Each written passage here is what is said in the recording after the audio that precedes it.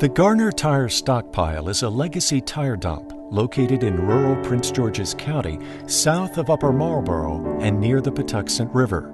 About 1.2 million tires were dumped there between 1950 and 1975. In 1992, the U.S. Environmental Protection Agency officially made sites like these illegal and charged states with cleaning up piles and enforcing waste tire regulations. The state of Maryland then established the Scrap Tire Fund, which collects 80 cents per new tire sold in Maryland. This fund, which is administered by the Maryland Department of the Environment, or MDE, is used to clean up legacy tire dumps like Garner and to help develop markets for recycled tires. Since the Scrap Tire program's inception in Maryland, the Maryland Environmental Service, or MES, has cleaned up 27 tire stockpile sites, totaling about 3.5 million tires. The Garner site had been the largest known tire stockpile in Maryland. The Garner property is a 114-acre old tobacco farm, which is still used for agricultural crops and as a tree nursery. The tire stockpiles are situated in 5 wooded ravines over about 15 acres. Most of the tires were dumped down the ravines into environmentally sensitive wetlands and stream corridors.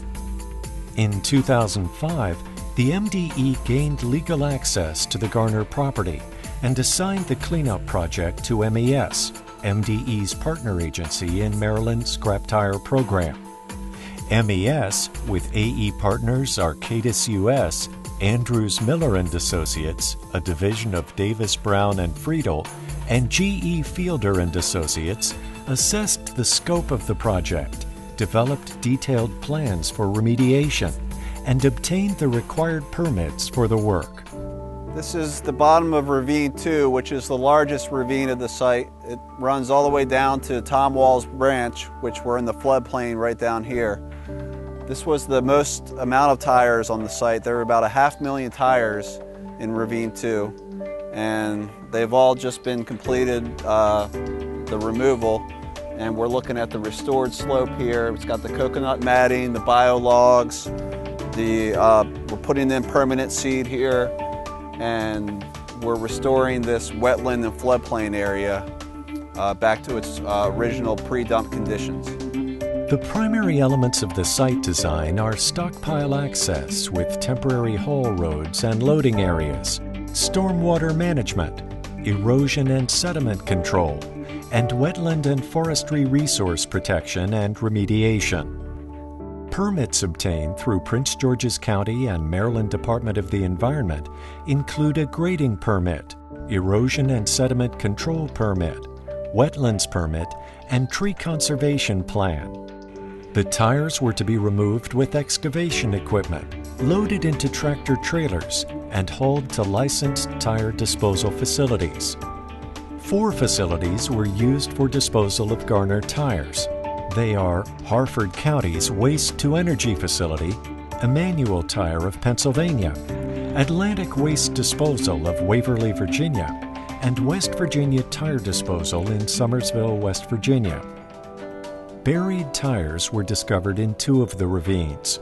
This discovery prolonged the project by increasing the quantity of tires to be removed and the level of difficulty and time to remove the tires. Project funding required the use of several contractors to perform sections of the project. The first section, Ravine 5, was performed by 3 contractors from 2009 to 2011. Approximately 290,000 tires were removed from Ravine 5.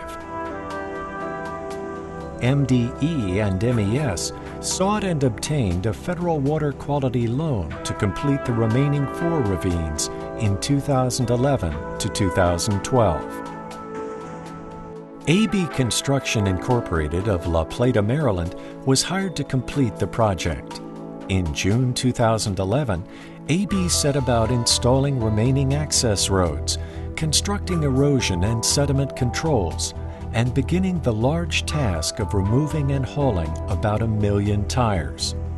AB implemented an efficient dual excavator operation to quickly move tires out of the ravines and into staging areas for truck loading.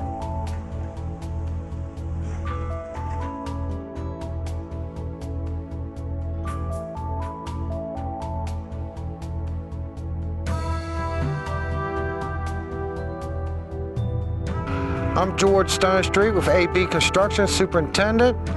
It was difficult working in these ravines, the site that it was at, but with the good work crew that I have and our aggressive work schedule, we made good progress on it. The dry weather for the winter, it really helped us a lot.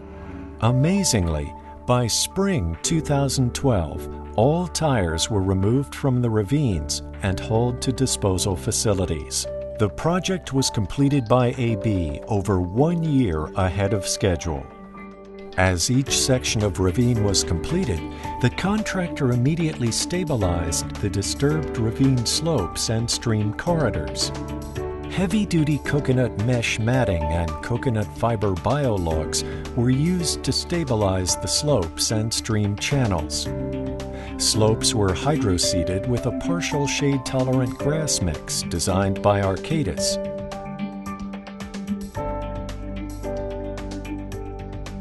Wetland areas were seeded with a special wetland species seed mix. An array of 5 native tree species were planted on the stabilized slopes in seedling and 1-inch caliper sizes. Overall, 1.5 acres of wetlands have been restored, 1.6 miles of stream corridor restored, and 8,800 new native species trees have been planted. The total number of tires removed from the site is 1.2 million. The cost of the cleanup is $5.9 million, or about $500 per ton. This is Ravine 5, the first ravine we completed in 2009 and 10. And it's had about 2 years for all the vegetation to come in and be fully established. We have a nice non-tidal wetland corridor here, and the trees are coming in, a lot of hollies here closer to the wetland. And this area is fully established and growing further towards pre-dump conditions. The threat of a disastrous tire fire and mosquito-borne disease has been mitigated and the site restored to pre-dump conditions.